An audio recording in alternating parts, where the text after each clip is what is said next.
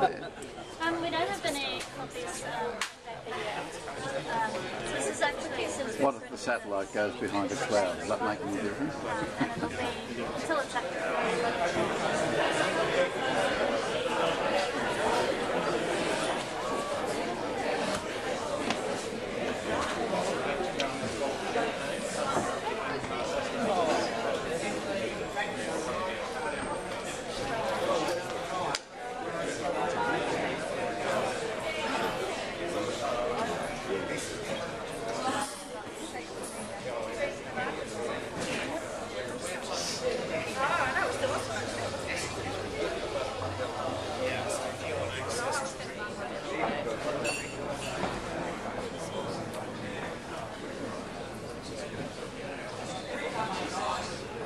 From Richard Hill from Council about the pathways and other things that Council are doing on the precinct, and finally we'll have the presentation from Unitywater about what they're doing in the northern wetlands. What I'd like to ask you, if you wouldn't mind please, is to hold your questions till the end of the session entirely, and then we'll all take questions from you at the end.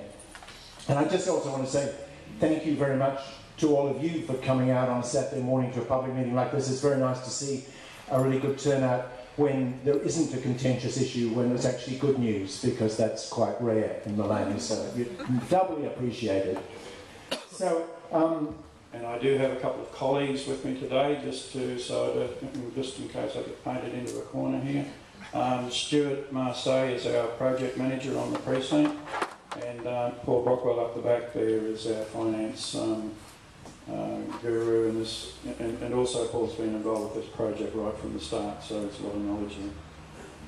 Jenny McKay couldn't make it today. She's involved with the Nambour show, so she does apologise for that. And again, Alan Rogers, Fox Rogers wasn't available either. Today, I guess the big news is the projects, or the precinct, finally moving ahead, which is, I'm sure there's been a lot of very patient people here, and it's great to see. And the work that Green Hills are doing is fantastic. Stephen's done a lot of work there. So what I'd like to do is just move through briefly on a few of the milestones that we've been able to achieve. Hope and inspiration, let it flow. Sing for the sunrise, sing for the moon, sing for the earth and the stars. Sing for the mountains, sing for the rivers, sing for the oceans and seas. Sing for the plants, sing for the insects, sing for the animals and the birds.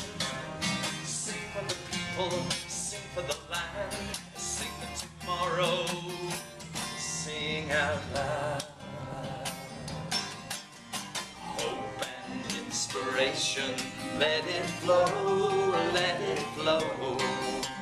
Hope and inspiration, let it flow. Hope and inspiration, let it flow, let it flow. And, many of you have probably met Rob already, and he's certainly a very knowledgeable man when it comes to all things ecological. So I'll hand over to Rob at a point down the track.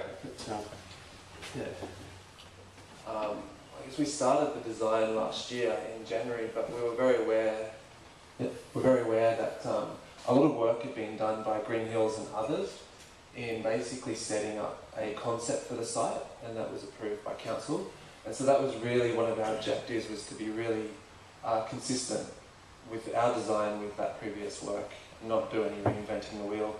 The critical, I guess, design question was, how do we integrate Unitywater's need to release highly treated effluent into an ecological system and make sure that all the public elements are safe and in accord with all the guidelines that are out there, particularly the national guidelines.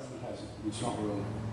And to explain, it sounds a bit political speak here, but what it means is the pathways are to be designed as interpretive pathways.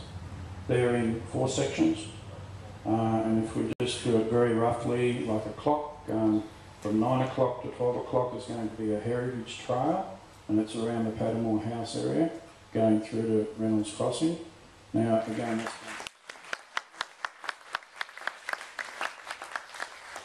The second thing that I'd have to ask, though, is a question probably directed to Unitywater and carbon, and it relates to the trees and the planting and what trees do. It's not just when it rains that trees don't need water, it might be at different stages of their life cycle. There may be times when it might be seasonally, it might also be over the whole span of their lives. There's also a question for No regeneration.